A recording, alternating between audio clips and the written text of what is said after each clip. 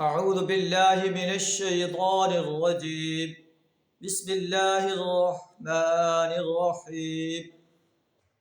قل لا أقول لكم عندي خزائن الله ولا أعلم الغيب ولا أقول لكم إني ملك إن أتبع إلا ما يوحى إلي قل هل يستوي الأعمى والبصير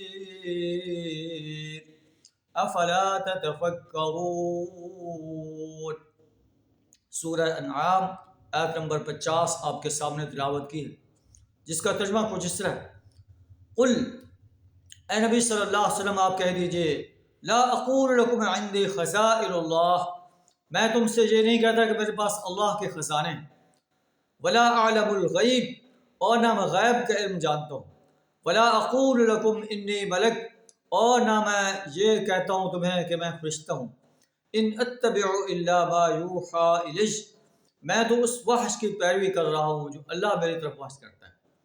قل هل يستوي الاعمى والبصیر، اے نبی صلی اللہ علیہ وسلم آپ ان سے کہہ دیجئے، کیا اندھا انسان اور بصارت والا انسان برابر ہو سکتے ہیں؟ مجھے اللہ نے بصارت دی ہے اپنی وحدانیت کی، اپنی رسالت کی، یوم حساب کی. مجھے اللہ نے جو ہے وہ چیزیں دکھائی ہیں جن سے تم جو ہے بے خبر ہو. قل هل يستوي الاعمى والبصیر، کیا اندھا انسان اور بصارت والا انسان برابر ہو سکتے ہیں؟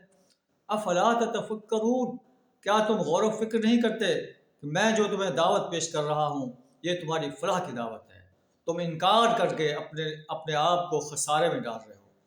اللہ سے دعا کر ہمیں قرآن کے اس دعوت پر لبیک کہنے کی توفیق عطا فرمائے. وآخر دعوانا ان الحمد للہ رب العالمین.